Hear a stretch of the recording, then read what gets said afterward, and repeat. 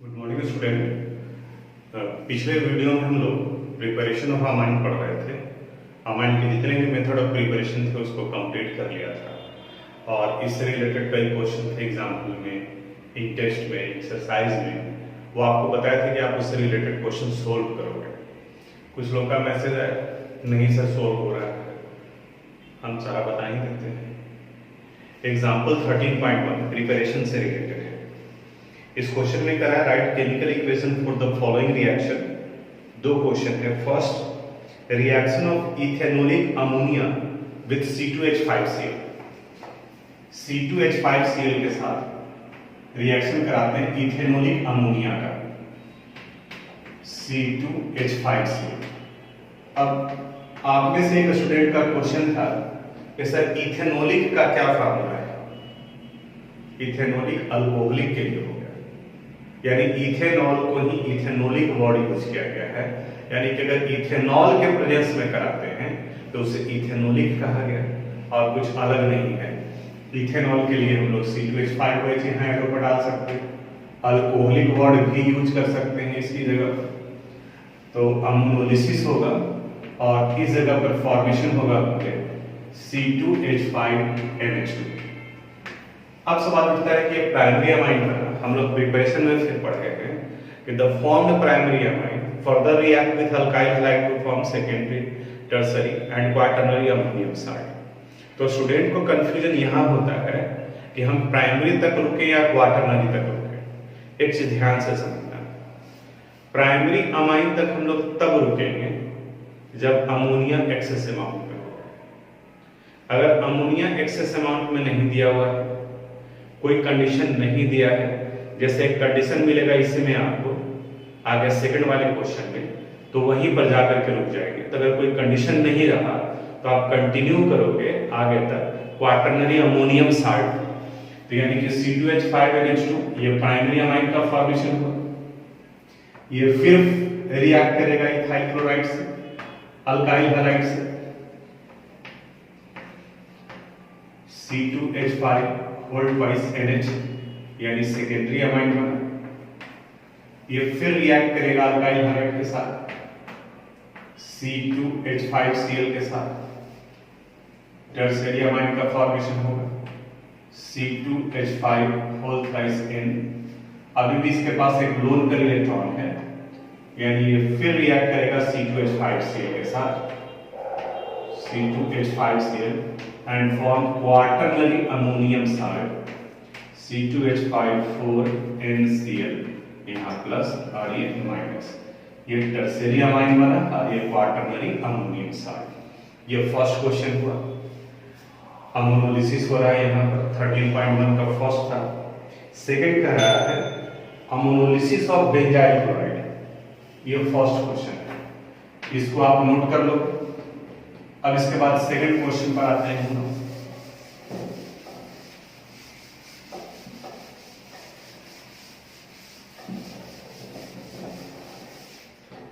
क्या करें, ammonolysis of benzyl chloride. तो बेंजाइल क्लोराइड का फार्मूला हो गया C6H5CH2Cl। बेंजाइल क्लोराइड बेंजाइलिक कहा जाता है, टॉलिन से जब एक हाइड्रोजन रिमूव करते हैं तब इनका अमोनोलिसिस यानी रिएक्शन कराएंगे अमोनिया के साथ in the presence of alcohol. फिर आप इथेनोलिक ले सकते हैं C2H5OH and reaction of amine so form with 2 moles of CH3C। तो पहले तो यहां ये बन गया C6H5CH2NH2 प्राइमरी अमाइन, और इनका रिएक्शन कराया गया 2 मोल्स ऑफ मिथाइल क्लोराइड। तो अगर first mole of methyl chloride से कराते हैं तब ये बनेगा C6H5CH2NH और यहां CH3, ये सेकेंडरी अमाइन बन गया। अभी 1 मोल ही से रिएक्ट किए, 2 मोल दिया हुआ है क्वेश्चन में कंडीशन, तो 1 मोल और मिथाइल क्लोराइड। आप चाहो तो दोनों को एक ही साथ 2CH3Cl भी लिख सकते हैं। यहां आ जाएगा C6H5CH2N CH3 और CH3। यानी इस जगह पर ये फॉर्मेशन हो गया टर्शियरी अमाइन का। तो ये एग्जाम्पल का क्वेश्चन था, शॉर्ट था, फिर भी हम इसको एक्सप्लेन कर दिए। अब आप इसको नोट कर लीजिए। एग्जाम्पल 13.2 के क्वेश्चन पर आते हैं। ये भी प्रिपरेशन पर ही बेस्ड है, लेकिन इसको क्वेश्चन को कन्वर्ट कर दिया गया है कन्वर्सन टाइप में, यानी कि इसको कन्वर्सन में कन्वर्ट कर दिया गया है। आपको यहाँ पर CH3 CH2 Cl को कन्वर्ट करना है CH3 CH2 CH2 NH2 में, यानी कि प्रोपाइल अमाइन का फॉर्मेशन करना है, क्लोरोइथेन दिया हुआ, यानी एक कार्बोनेट को बता देना है। हम लोग जो प्रिपरेशन पढ़े हैं उसमें आप याद करो एसेंट ऑफ कार्बन सीरीज, उसमें आया था रिडक्शन ऑफ नाइट्राइल। नाइट्राइल का रिडक्शन कराते हैं तब वो कन्वर्ट कर जाएगा अमाइन में और उसमें एक कार्बन एटम बढ़ जाएगा, यानी कि क्लोरो को सबसे पहले हम लोग नाइट्राइल में कन्वर्ट कर देंगे।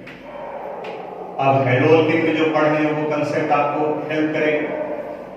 इनका पोटासियम साइनाइड सोडियम साइनाइड के साथ रिएक्शन कराएंगे। KCl भी ले सकते हैं, साइनाइड बनेगा, यहाँ CH3 CH2 और ये Cl। अब नाइट्राइल को रिड्यूस करना है। नाइट्राइल का रिडक्शन आप कैटालिटिक हाइड्रोजनेशन से भी करा सकते हैं या strongest reducing agent lithium aluminium hydride भी यूज कर सकते हैं। दोनों में से जो कोई भी याद रहे। पहले ही बताया है कि lithium aluminium hydride strongest reducing agent है, यानी ये सबको रिड्यूस कर देता है। तो अगर आप कंफ्यूज नहीं कि कैटालिटिक हाइड्रोजनेशन होता है या नहीं होता है, तो आप लिथियम एल्युमिनियम हाइड्राइड यूज कीजिए, ये हाइड्रोजनेशन कराएगा। तो ये फर्स्ट हो गया। बिल्कुल सेम कंसेप्ट यहाँ सेकंड में भी आप लगा सकते हैं। C6H5 CH2Cl, सोडियम साइनाइड या पोटेशियम साइनाइड जो भी ले, अल्कोहलिक मीडियम में है, आप यहाँ पर अल्कोहल भी यूज कर सकते हैं। C2H5OH लिख दीजिए, पहले ही कन्वर्ट कर गया नाइट्राइल में, यानी C6H5 CH2Cl। और अब इनका हाइड्रोजनेशन या तो लिथियम एल्युमिनियम हाइड्राइड यूज करो या हाइड्रोजन के साथ reaction in the presence of nickel, platinum और palladium, it will result the formation of amine C6H5 CH2 CH2 और ये NH2। ये एग्जाम्पल का 13.2 क्वेश्चन था, इसको भी सोल्व कर दिए, नोट कर लीजिएगा। एग्जाम्पल 13.3 के क्वेश्चन पर आते हैं। यह है write structure and IUPAC name of, दो क्वेश्चन है। First, the amide which give propanamide by Hofmann bromamide reaction। और थोड़ा सा पहले Hofmann bromamide डिग्रेडेशन रिएक्शन याद करो, डिग्रेडेशन रिएक्शन, यानी इसमें अमाइड से एक कार्बन एटम कम होता है अमाइन के केस में। तो यहाँ प्रोपेनामाइन का फॉर्मेशन करना है और आपसे अमाइड पूछा जा रहा है, तो प्रोपेनामाइन में 3 कार्बन एटम है, तो उससे एक ज्यादा का अमाइड, तो उस कंडीशन में ये ब्यूटेनामाइड होगा। तो सिर्फ आपसे अमाइड का फार्मूला पूछा जा रहा है, तो आपको सिर्फ वही बताना चाहिए, CH3 CH2 CH2 C double bond O और NH2 CO NH2, ये हो गया ब्यूटेनामाइड। और अगर रिएक्शन कराने के लिए पूछा जाए केमिकल रिएक्शन, तो पूरा का इनका फिर ब्रोमीन सोडियम हाइड्रोक्साइड के साथ में रिएक्शन करा करके इसको कंप्लीट करोगे। सेकंड क्वेश्चन करा the amine produced by the Hofmann bromamide degradation reaction of benzamide, यानी बेंजामाइड से क्या बनेगा, बेंजामाइड का फार्मूला हो गया C6H5 CO NH2। अब इससे बनाना है तो ये पार्ट तो बाहर निकल जाता है, यानी कि C6H5 NH2 का फॉर्मेशन होगा। तो सेकंड का आंसर एनिलीन अमीनोबेंजीन भी कर सकते हैं, यानी C6H5 NH2 का फॉर्मेशन करेगा। फिर से बोल रहे हैं, इस क्वेश्चन में सिर्फ फार्मूला आपको लिखने के लिए कह रहा था, राइट स्ट्रक्चर एंड आइयूपैक। तो आप यहाँ स्ट्रक्चर लिख दिए, इसका स्ट्रक्चर लिख दिए, इनका नेमिंग करेंगे, तो ये बेंजीनामाइन या इसी को हम लोग एनिलीन भी कर सकते हैं, एनिलीन इसके मॉलिक्यूलर फार्मूला को स्ट्रक्चरल फार्मूला में अगर कन्वर्ट करते हैं तो यहाँ बेंजीन के साथ में NH2 ग्रुप बना रहेगा। वही अगर केमिकल इक्वेशन चाहता है लिखने के लिए तो पूरा केमिकल इक्वेशन आपको लिखना होगा हॉफमैन ब्रोमाइड डिग्रेडेशन रिएक्शन के अनुसार से। जिन लोगों से नहीं बनाया वो नोट कर लीजिए। इंटेक्स के क्वेश्चन पर आते हैं। इंटेक्स का 13.3 ये भी कन्वर्सन से रिलेटेड है, हालांकि है बेस्ड प्रिपरेशन पर। ये छोटा सा चैप्टर है वेटेज, इसका भी वही है जो हेलोल्केन हेलोरिन का है, तो इसलिए हम ये सजेस्ट करेंगे कि इस चैप्टर को तुम अच्छे से याद करो। जो सोल्ड क्वेश्चन है उस क्वेश्चन को भी यहाँ बता रहा है। बहुत छोटा चैप्टर है, 3 से 4 क्लास में कंप्लीट हो जाता है। इसको तो यहाँ पूरे डिटेल से बता रहे थे, तो क्लास और एक्स्ट्रा लगेगा, लेकिन आप इसको अच्छे से कंप्लीट कर लीजिए। और स्टूडेंट को सजेस्ट भी करते हैं रिवर्स, यानी कि सबसे पहले ऑर्गेनिक में अमाइन पर कमांड करो, उसके बाद में फिर आगे की तरफ में बढ़ते जाओ। How will you convert benzene into aniline? First में है बेंजीन को कन्वर्ट करना है एनिलीन में, बेंजीन इनटू एनिलीन। बेंजीन का फार्मूला हो गया C6H6 और एनिलीन का हो गया C6H5 और NH2। तो हम लोग जो भी प्रिपरेशन पढ़े हैं तो उसमें नाइट्रो ग्रुप को हम लोग कन्वर्ट कर सकते हैं, रिडक्शन करा देंगे। लेकिन यहां पर ये बेंजीन के फॉर्म में है तो पहले नाइट्रेशन करा देते हैं बेंजीन का। नाइट्रेशन के लिए याद करो reaction with nitric acid in the presence of concentrated sulphuric acid. Concentrated nitric acid का कंसंट्रेटेड सल्फ्यूरिक एसिड के साथ रिएक्शन कराते हैं, नाइट्रेशन होगा, यानी कि नाइट्रो ग्रुप ऐड होगा।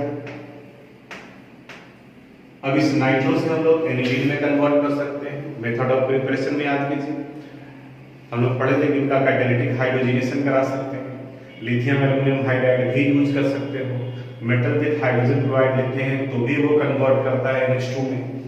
तो अगर कॉमर्शियली देखा जाए तो फिर याद होगा आपको कि यहाँ आयरन स्क्रैप का इस्तेमाल करते हैं विथ HCl, तो इन्हें ये रिड्यूस कर देता है NH2, यानी कि एनिलीन में कन्वर्ट करेंगे। तो ये फर्स्ट का आंसर हो गया।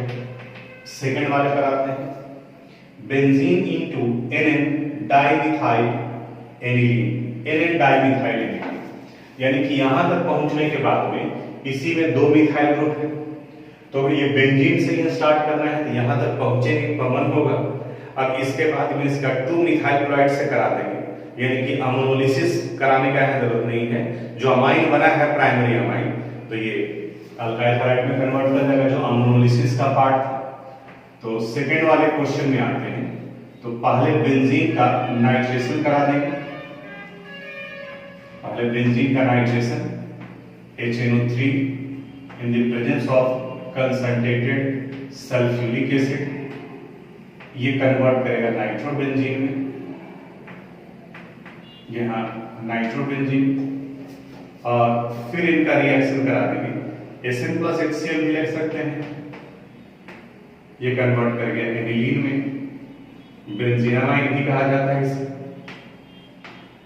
और इनका रिएक्शन चूंकि 2 मिथाइल ग्रुप ऐड करना है, तो इसी जगह पर आप डायरेक्ट लिख सकते हो 2CH3Cl।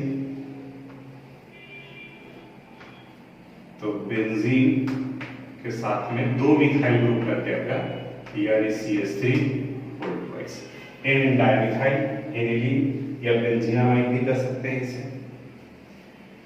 थर्ड में ClCH2,4Cl है, इसको हेक्सेन 1,6 डायमाइन में कन्वर्ट करना है। तो 1,4 डाइक्लोरोब्यूटेन है और इसे हेक्सेन में, यानी कि number of carbon atom increase करना है, तो फिर इसको नाइट्राइल में कन्वर्ट कर देते हैं।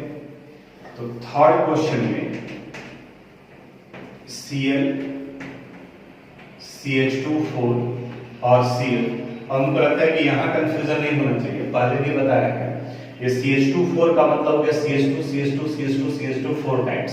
अगर कंफ्यूजन होता है तो आप इसको एक्सपैंडेड फॉर्म में भी लिख सकते हो, यहाँ 1 2 3 और ये 4 और एक Cl यहाँ और एक Cl यहाँ जोड़ दिए। अभी देखो 1 2 3 4 टाइम्स CH2 है तो CH2 होल 4 हो गया। इनका रिएक्शन सोडियम साइनाइड या पोटेशियम साइनाइड के साथ में करा, दोनों तरफ में Cl को हटाकर Cl हो जाएगा, यानी यहां बन गया Cl CH2 1 2 3 4 Cl। अब इसका रिडक्शन करा दीजिए, लिथियम एल्यूमिनियम हाइड्राइड LiAlH4 दोनों तरफ में ये CH2 में और ये NH2 में कन्वर्ट कर जाएगा, यानी NH2 1 2 3 4 5 6 और ये NH2, तो हेक्सेन 1,6 डायमाइन में कन्वर्ट करेगा। तो नेमिंग भी कर लोगे इसके नीचे जहां ये दिया हुआ है हेक्सेन 1,6 डायमाइन और ये ब्यूटेन 1,4 डाइक्लोरो ब्यूटेन का एक स्ट्रक्चर है। तो ये टेक्स्ट का क्वेश्चन नंबर 13.3 कंप्लीट। एक्सरसाइज का क्वेश्चन नंबर 13.10 पर आते हैं। यह स्टेटमेंट बेस्ड क्वेश्चन है जिसमें ये बी सी दिया रहता है। पहले ही बता रहे हैं आपको कि इस बार अभी ये ट्रेंड चला हुआ है और उम्मीद कर सकते हैं कि कम से कम एक क्वेश्चन यह स्टेटमेंट बेस्ड का रहेगा और 2 to 3 मार्क्स का रहेगा। और इस तरह के क्वेश्चन में ध्यान से पढ़ना है आपको और फिर उसके बारे में सोचना है। अच्छी बात यह है कि अभी तक जो भी बोर्ड एग्जामिनेशन में क्वेश्चन दे रहा है वो एनसीईआरटी का नहीं दे रहा है, और एनसीईआरटी में इस तरीके का स्टेटमेंट बेस्ड क्वेश्चन 4-5 है। तो 4-5 एनसीईआरटी का क्वेश्चन एक जगह पर आप नोट कर लो, याद कर जाओ उसको। हालांकि जिस तरीके से समझाए हैं, जो तरीका बताए हैं, उसे तो अगर चेंज भी करता है तो भी आप बना सकते हैं, बट याद इतना कम से कम आप कर लीजिए। बनाने का तरीका भी बताया है, उसके अनुसार से कोशिश करो। जैसे इस क्वेश्चन को डिस्कस करते हैं। An aromatic compound A, aromatic यानी कंपाउंड ए है लेकिन ये किस नेचर का है? एरोमेटिक नेचर का। तो एक चीज तो ये क्लियर हो गया कि यहाँ बेंजीन हो सकता है। On treatment with aqueous ammonia and heating form compound B, यानी इनका रिएक्शन कराया गया एक्वस अमोनिया के साथ में and on heating it form a compound B which on heating with bromine and KOH। और इनका रिएक्शन फिर कराते हैं हम लोग ब्रोमीन के साथ एंड KOH के साथ, then it give the compound C of molecular formula C6H7N। C6H7N का फॉर्मेशन करता है। आपको आइडेंटिफाई करना है A, B एंड C कौन होगा। अब यहां तक पहुंचना है। अब जो इंफॉर्मेशन दिया हुआ है उसके बारे में आप सोचोगे, जो पढ़े हैं उसके बारे में थोड़ा सा याद करोगे। जैसे अभी तक जो प्रिपरेशन पढ़े हैं उससे तो ये दिख रहा है कि हॉफमैन ब्रोमामाइड डिग्रेडेशन रिएक्शन, क्योंकि ब्रोमीन और NaOH या KOH के साथ रिएक्शन कराते हैं तो अमाइड कन्वर्ट करता है अमाइन में, जिसमें एक कार्बन एटम कम होगा। तो एक चीज तो ये तय हो गया कि अगर ये अमाइन है तो ये अमाइड होगा और इसमें जितने कार्बन है उससे एक ज्यादा कार्बन एटम होगा। इसका थोड़ा सा एनालिसिस करो कि ये कौन सा अमाइन हो सकता है। तो ये एनिलीन दिख रहा है। एनिलीन का फार्मूला होगा C6H5NH2 और देखो यहाँ पे कार्बन 6 हाइड्रोजन 5 एंड 2 7 और नाइट्रोजन पे। तो ये तो क्लियर हो गया। अब इस अमाइन का प्रिपरेशन अगर हॉफमैन ब्रोमामाइड डिग्रेडेशन से कराते हैं तो बैक में जाओगे आप तो ये अमाइड का फार्मूला हो जाएगा C6H5CONH2, यानी इनसे इनका प्रिपरेशन हुआ है। इसको पहले मैच कर लो कि हाँ ये स्टेटमेंट के अनुसार से सही बैठ रहा है या नहीं। अगर ये कंपाउंड बी है तो इनका हॉफमैन ब्रोमामाइड डिग्रेडेशन रिएक्शन से कराते हैं तो ये एनिलीन का फॉर्मेशन करेगा। यानी हमारे पास में जो इंफॉर्मेशन है वो यहाँ पर सिर्फ ये मॉलिक्यूलर फार्मूला है और इसी से बैक में चल रहा है। और ये ब्रोमीन और KOH इंडिकेट करता है कि हॉफमैन ब्रोमामाइड डिग्रेडेशन रिएक्शन हो रहा है। अब इससे एक स्टेप पीछे जाना है। अब देखो अमाइड का प्रिपरेशन कराना है इस जगह पर एरोमेटिक कंपाउंड से। बेंजीन है जो एरोमेटिक कंपाउंड है। अब आप याद करो कार्बोक्सिलिक एसिड का केमिकल प्रॉपर्टी पलट करके देखना। अगर समराइज पार्ट आप बनाए हैं तो उसको भी आप देखोगे, वहां बताए हैं तो पढ़े हैं कार्बोक्सिलिक एसिड का रिएक्शन अगर अमोनिया के साथ कराते हैं तो first it form ammonium salt of carboxylic acid and then it give amide. उसी जगह पर थैलीमाइड ले आया था, बेंजीनामाइड ले आया था, यानी कि उनका अमोनिया से रिएक्शन कराते हैं।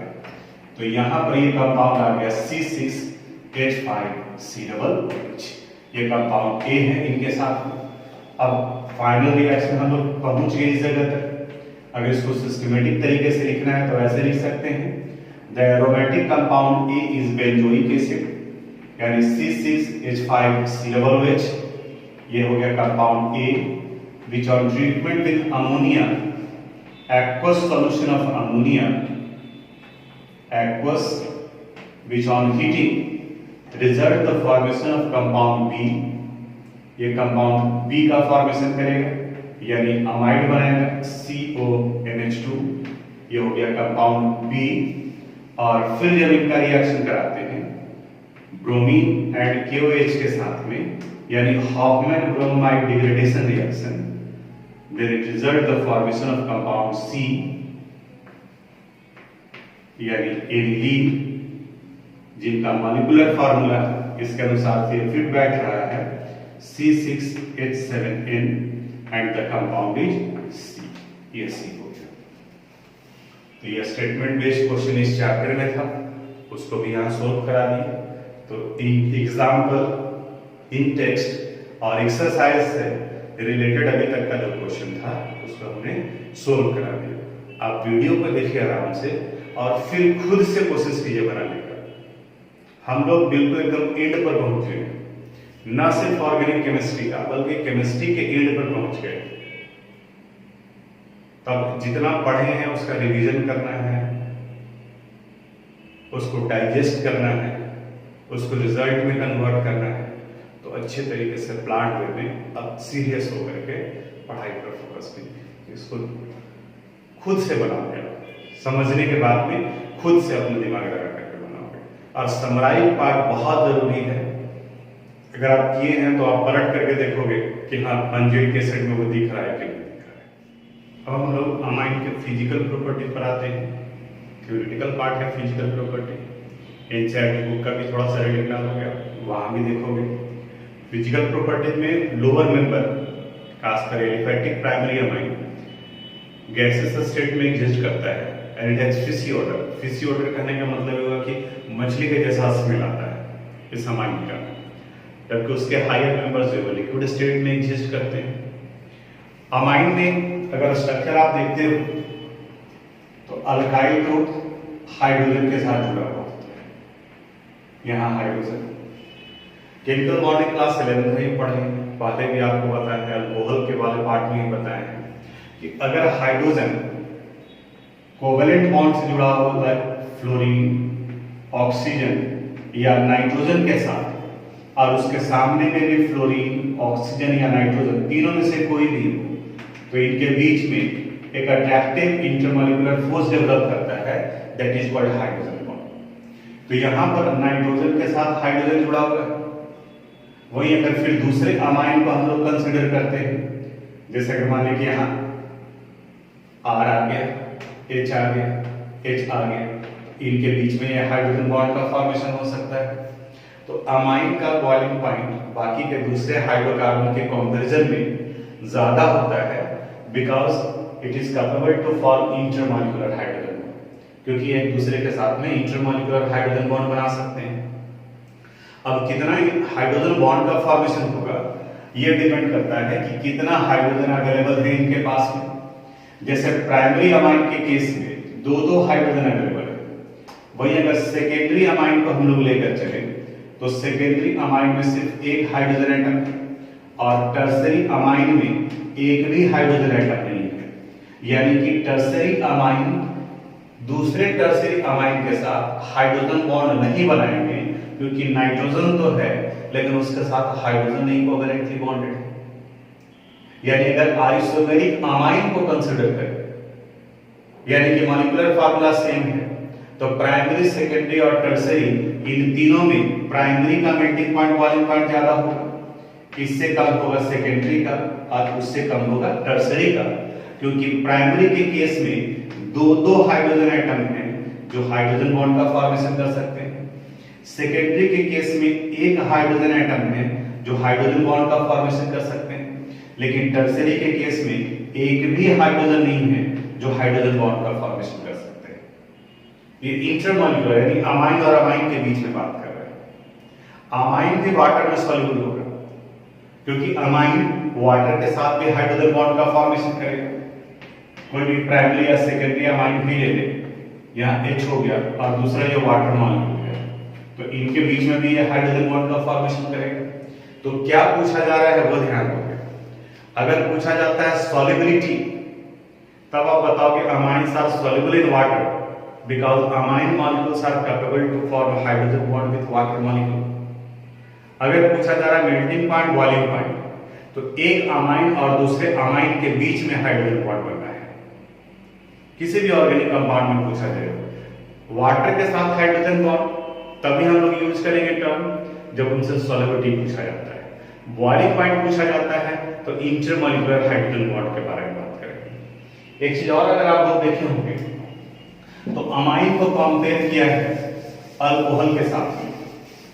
अल्कोहल भी हाइड्रोजन बॉन्ड बनाता है, अमाइन भी हाइड्रोजन बॉन्ड बनाता है, तब इन दोनों में किनका बॉइलिंग पॉइंट है ज्यादा होगा, तो जिनका इंटरमॉलिक्यूलर हाइड्रोजन बॉन्ड स्ट्रांग होगा।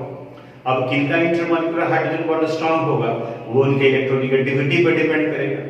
याद कीजिए क्लासिफिकेशन ऑफ एलिमेंट, पूरे पीरियोडिक टेबल में सबसे ज्यादा इलेक्ट्रोनेगेटिविटी फ्लोरीन का है, दूसरे नंबर पर ऑक्सीजन है और तीसरे नंबर पर नाइट्रोजन है। यानी कि नाइट्रोजन का इलेक्ट्रोनेगेटिविटी ऑक्सीजन के रिस्पेक्ट में कम है। आप एनसीईआरटी पढ़ेंगे तो वहां डाटा भी दिया है कि ऑक्सीजन का इलेक्ट्रोनेगेटिविटी वैल्यू 3.5 है और नाइट्रोजन का इलेक्ट्रोनेगेटिविटी वैल्यू 3.0 है।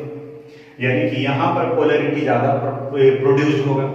तो अगर हम लोग एक अल्कोहल को ले लेते हैं यानी ROH और दूसरे अमाइन को ले लेते हैं RNH2 को, तो यहाँ पर हाइड्रोजन ऑक्सीजन से जुड़ा हुआ है और यहाँ हाइड्रोजन नाइट्रोजन से जुड़ा हुआ है, तो अल्कोहल ज्यादा पोलर होगा इन कंपैरिजन टू अमाइन, इसलिए इसके इंटरमॉलिक्यूलर हाइड्रोजन बॉन्ड का स्ट्रेंथ ज्यादा होगा अमाइन के रिस्पेक्ट में। तो इसलिए जब मेल्टिंग पॉइंट बॉइलिंग पॉइंट को कंपेयर करोगे तो देखोगे वहां पर कि अमाइन से ज्यादा ऑलमोस्ट आइडेंटिकल मॉलिक्यूलर मास के केस में अमाइन से ज्यादा मेल्टिंग पॉइंट बॉइलिंग पॉइंट का वैल्यू अल्कोहल का होता है और अल्कोहल से ज्यादा कार्बोक्सिलिक एसिड का होता है, वो हम लोग पहले पढ़ चुके हैं। तो ये इसके फिजिकल प्रॉपर्टी से रिलेटेड था। आज यही छोड़ते हैं, बहुत बड़ा चैप्टर नहीं है, आराम से पढ़ना है। आप क्या करोगे, अब एनसीईआरटी का बुक में बेसिक स्ट्रेंथ दिया हुआ है, आप मान करके चलो कि 1 से 2 नंबर का क्वेश्चन इस बेसिक स्ट्रेंथ वाले पार्ट से रहेगा ही रहेगा। हर एक साल क्वेश्चन पूछता है, 3 क्वेश्चन एक्सरसाइज में दिया हुआ है, एक साल तो तीनों क्वेश्चन ही वही दिया हुआ है, यानी कि 3 मार्क्स का हो गया। बेसिक स्ट्रेंथ के अनुसार से अरेंज करना है, 3 पॉइंट है वहां पर, वो तीनों पॉइंट को डिस्कस करेंगे। लेकिन हम चाहते हैं कि मेरे बताने के पहले आप एक बार बेसिक स्ट्रेंथ जो है वो हाथ में पेंसिल रखिए, अंडरलाइन कीजिए उसको, जहां जहां पर आपको इंपॉर्टेंट लग रहा है उसको अंडरलाइन कीजिए, उसको पढ़ करके रखिए कि बेसिक स्ट्रेंथ के अनुसार से कैसे अरेंज कर किया जा रहा है। यहां पर भी इंडक्टिव इफेक्ट का कंसेप्ट काम करेगा। कार्बोक्सिलिक एसिड में हम लोग एसिडिक स्ट्रेंथ पढ़े थे, यहाँ बेसिक स्ट्रेंथ होगा, यानी उसका ठीक उल्टा। Acidic strength plus I effect में डिक्रीज करता है, बेसिक स्ट्रेंथ बढ़ जाएगा। तो थोड़ा सा रीडिंग डाल करके रखिएगा। आज यहीं तक, बाकी अगले क्लास में बात करेंगे। Thank you.